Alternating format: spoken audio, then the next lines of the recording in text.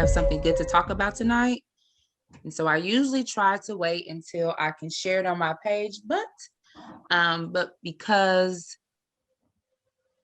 I keep missing it, I'm just gonna go with it. And let me know when we start to record. It is recording. Okay, we're recording. Okay, so good evening, everyone. Thank you for joining us tonight for a special Face It Live Q&A session presented by Fayette County Public Schools in the 16th District PTA.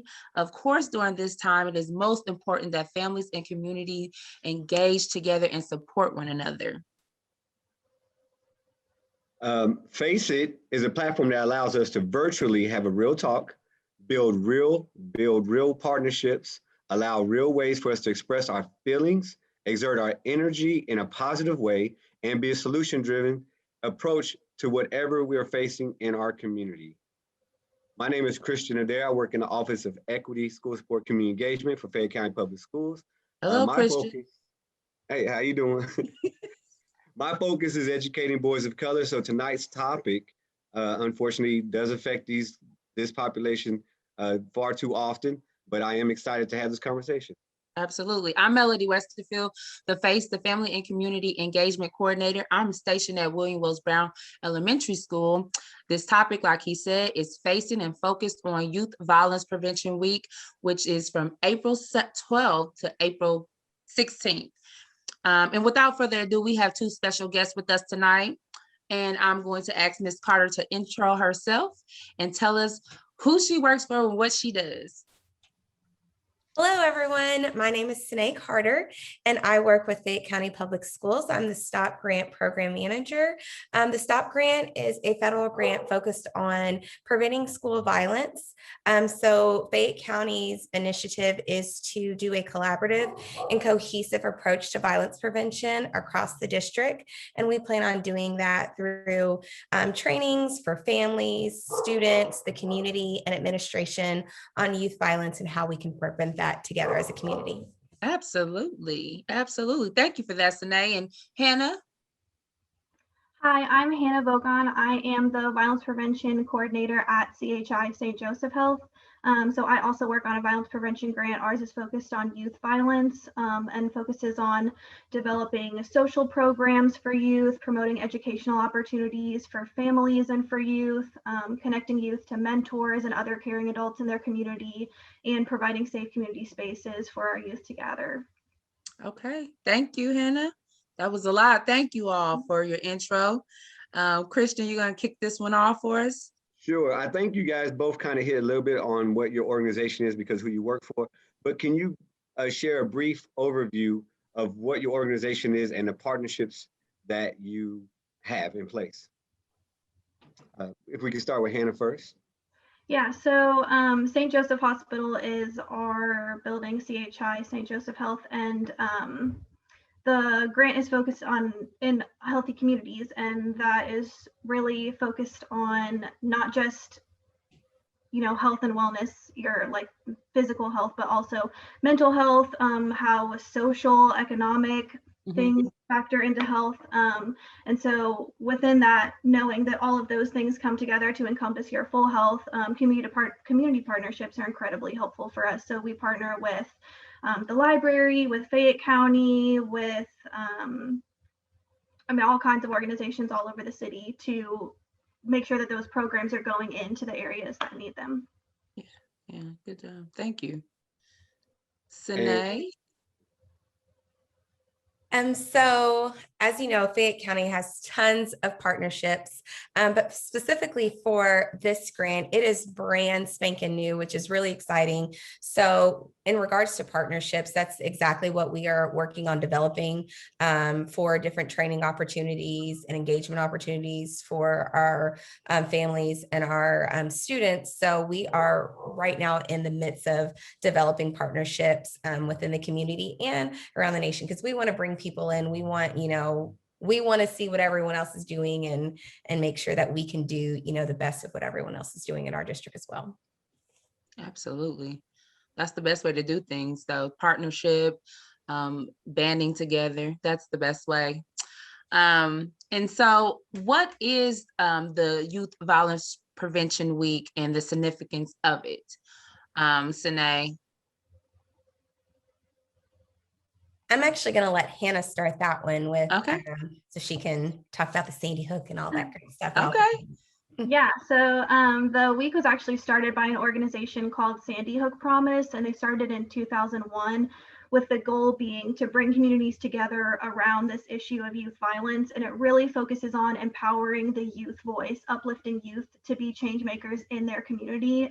They're seeing what's happening, and they're going to grow up and be the leaders that we need. So their focus is really to start that young. So that's what we wanted to bring into our week as well.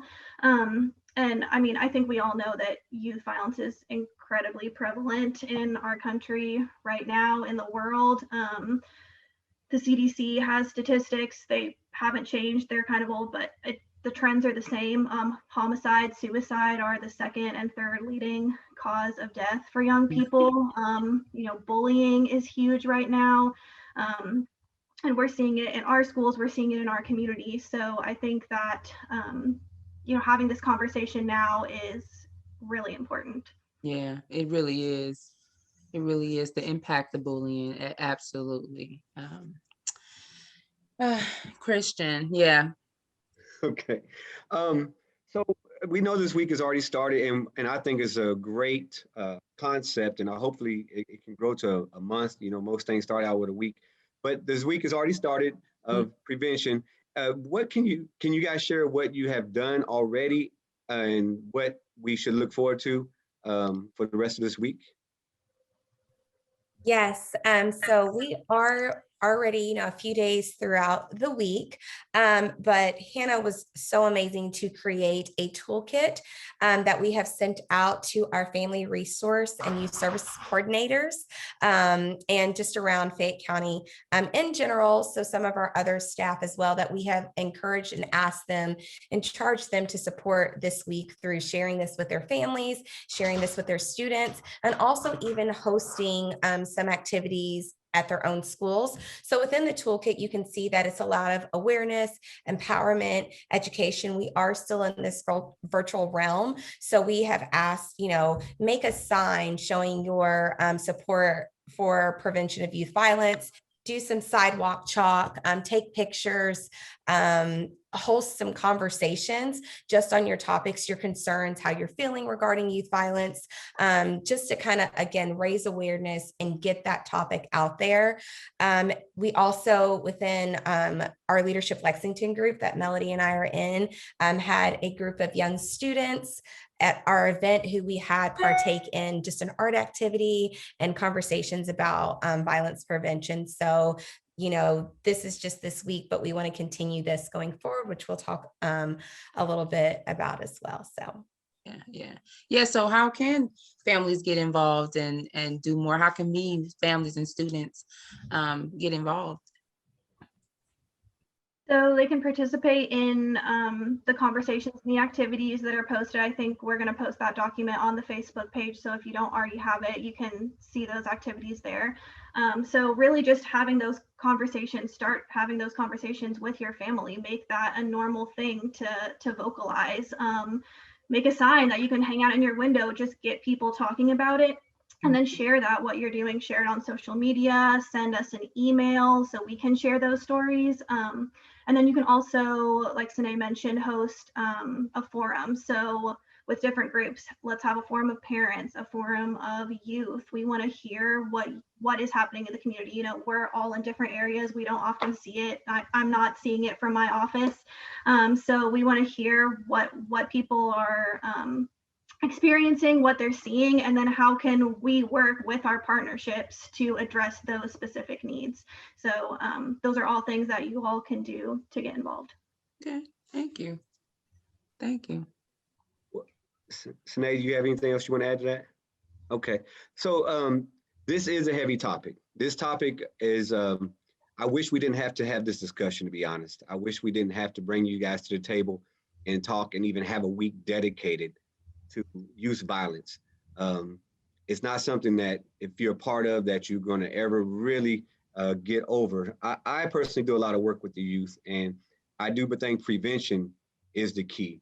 And I really appreciate both grants, both organizations that, you know, the partnering, and that the fact that you guys came on tonight to talk about this and to get others to possibly talk about it, give ideas of these roundtables. I want to mention something real quick. It's called MAP, Mentoring Action Plan, right? And this action plan that is has been accumulated with about 19 different mentors here, is a plan. It's a collective action plan where we want to bring individuals, the private sector, and the public sector together and help and get them to work together in uplifting our youth. And so what you guys are doing, you're already ahead of the curve, and the fact that we're addressing it tonight is pretty awesome. Can you give us some insight and tell us, as an individual, what, as an individual person, I know we say have conversations, but as an individual person, would you recommend us to do to help address this issue that's affecting our kids? I think I would say it starts with a family, and it starts young. So even just simple activities that you can do with your family that you might not think are having a big impact. Being able to have a conversation with somebody, being able to just find activities, ways to entertain yourself. So just really small things that I think can help our mental health and help out. You know, if you drive down a neighborhood and you see somebody playing out on the street, you are going to think of that area as a safe space. So little changes like that. I think just knowing that families can start really small and just start building these changes that then other people see and can start implementing into their lives as well. I'll say too, even just as a parent, I'm a parent of a Fayette County student, having conversations with your children just about self-esteem, their own self-esteem, their classmates' self-esteem, just raising awareness and confidence and support, and also being able to be a bystander. You know, if you see something's going on, if you see one of your classmates is having a bad day, you know, just being able to reach out and support one another. And then even just as adults in the community, I know, Christian, you can probably speak to this. You know, there's always a need of mentors, and just bringing young people under your wing, if you have that capacity and that availability, and just to support our community, because our children do need us, you know, and we can make the impact that is really needed. And like you said, and be preventative. And, you know, it starts young, but it's never too late either. You know, just we can still support our high schoolers and our middle schoolers. You know, it doesn't have to start with our 5-year-olds. So just being able to support our kids, and, you know, even as a parent, your own child, and just being able to, you know, just have these open conversations and build them up as well. I was thinking the same thing, like having your biweekly check-in with your families and your children, and just checking in and saying, you know, is anything bothering you? Is there something that I need to address? And really dig down, because we can be surface sometimes. We can accept like, I'm fine, just as something that, you know, as a natural or normal thing, but just really like drilling down into like the questions. How was your week? Were you bothered? Ask hard questions. Sometimes we have to ask those hard questions. So I agree 100% with you, Sine. And I got one more question. I didn't preview the question, but kind of what I was just talking about. And we don't want to put you on the spot too much right now. But we have private businesses and we have the public sector. If you can give advice to a bank or give advice to a nonprofit, what advice would you give them to be part of the solution? That's a good question. I would say for them to also start building those community relationships. So maybe that's going to events in their community that their neighborhood association puts on, really trying to be a part of that community. You know, they're not just this bank on the corner or this bank downtown. They're part of the community too. So I think really getting to know your community, maybe hosting an event for the community to come out. So just being a face for the community so that they know, hey, this isn't just a bank, this is somewhere safe that I can go. These people care about me. This is part of my community. I'm just using the bank example, but obviously for any organization, I would say to get out there and to be a part of that community, make their name known, make their face known, show the resources that they have maybe outside of that initial business opportunity. I 100% agree. Go ahead, Sanaa. I'll piggyback off Hannah, just for, that private sector, just being aware of what's going on in your community and the needs of your community. There's so many grassroots, initiatives going on, and availability for partnerships, just to, so you may not feel like you're involved, but you can be involved just by making those connections. So being aware, getting involved, like Hannah said, making those collaborations and connections, hosting something, helping, a smaller nonprofit or a larger nonprofit or anyone who has a passion, supporting, just initiatives and charges that we have going on to, that are focusing on preventing youth violence or other topics too. So to wrap that part, I want to make a suggestion and a charge to the community based on what was just shared. Banks or a private business, you can share your money. You can use your money to support these mentors to do the work. If you can't do the work yourself, you're not in that space, but you do have a resource. You have money, you have facilities, you have employees, and maybe you can get your employees to volunteer to go out and help. You can finance possibly signage, but using your resources to support programs that are already doing the work would be awesome. And same with nonprofits and private sector. We have a hospital here doing their part, not just in the medical area, but trying to be part of the community, which is awesome. And maybe take that what they're doing and emulate it in your business. But I do think that it's not just an individual problem. It's just not a problem of just the kids. It's not just a problem for just parents, but it is a community problem that we all need to come together as a collective and support each other. I personally know 19 men who could use your money. If you're watching this, we can use your money and your resources that will help the kids do better and uplift them and solve and use these solutions that are being presented tonight. Absolutely. So, being a mentor, and what does it say? Say yes, Lex. Say Is yes, that Lex. another? Yeah. Okay, that's another place to go. So yeah, we have all these solutions. That's really good. Did you want to add something else, Sanaa? Oh no, I was just agreeing with Christian. I think Hannah and I were trying to say it the nice way. Christian came out and said, "You got the money, you got the need. Let's go." Absolutely. So we're going to end with some encouraging words for our families, especially surrounding this topic.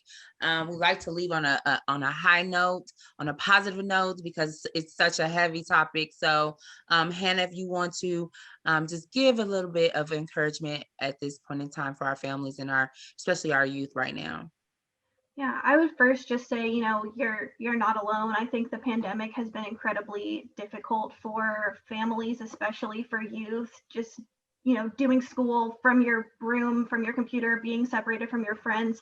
It's incredibly isolating. I know a lot of people's mental health has suffered. So just know that your community's here to support you. There are groups out here that are trying to do the work, and it might look a little bit different right now, but we're out here doing it. We're trying, and especially now things are opening up a little bit. We're getting to see our friends, so just really taking advantage of those moments that you have.